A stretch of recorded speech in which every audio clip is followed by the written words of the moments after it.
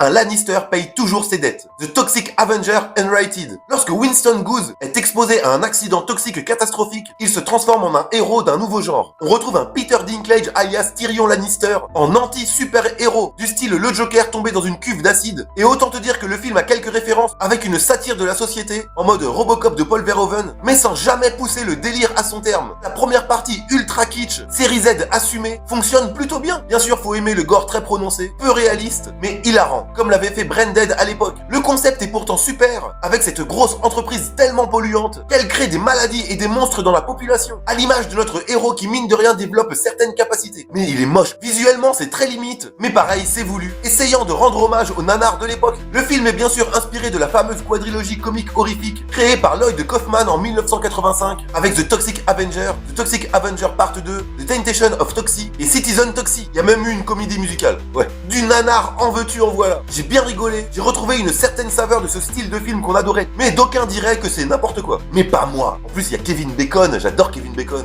Footloose. Ouais, je sais, je suis vieux, mais abonne-toi quand même.